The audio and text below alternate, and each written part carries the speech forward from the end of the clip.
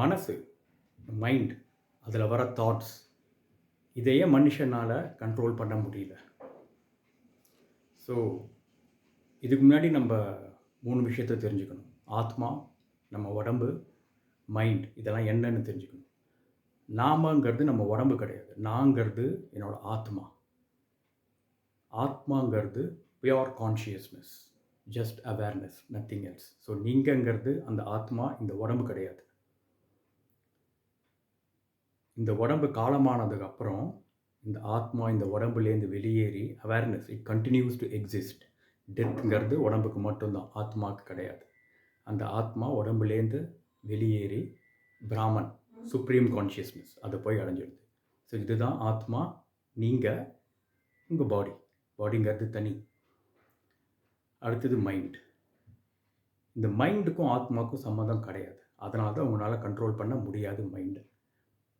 மைண்டில் வர தாட்ஸ் எதையும் கண்ட்ரோல் பண்ண முடியாது. இப்படி நினச்சிக்கோங்களேன், உங்கள் மைண்டு ஆத்மா கம்ப்யூட்டரில் இருக்கிற ஹார்ட் டிஸ்க், மெமரி ஸ்டோரேஜ் மாதிரி, பர்மனெண்ட் ஸ்டோரேஜ். அதுக்கு அழிவே கிடையாது.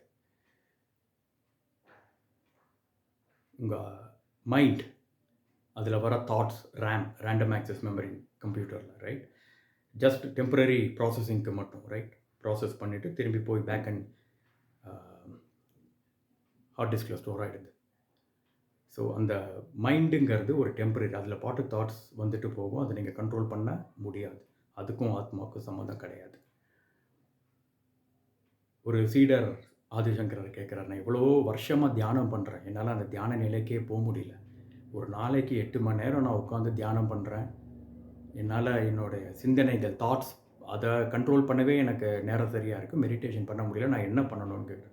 ஆதிசங்கராச்சாரியர் ரொம்ப சிம்பிளாக சொல்கிறார், உன்னோட ஆத்மா உனக்கும் அந்த மனசுக்கும் என்ன சம்மந்தம், அதில் வர தாட்ஸுக்கும் என்ன சம்மந்தம், அது பாட்டுக்கு வந்துட்டு போட்டோம். அதையே நீ அடக்க ட்ரை பண்ணக்கூடாது.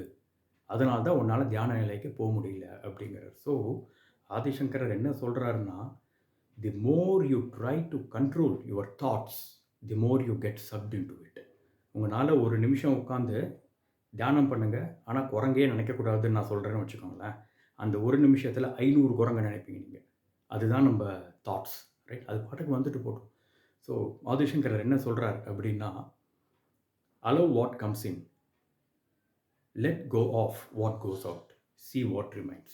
அதுதான் தியான நிலை, self realisation. So to sum up, நீங்கங்கிறது இந்த உடம்பு கிடையாது, இந்த மனசு கிடையாது. நீங்கங்கிறது அந்த பியோர் ஆத்மா. You are not your thoughts. Don't try to identify yourself with your thoughts. You are not your mind. You are that pure self, atma, the pure consciousness. You are that தத்வம் அசி.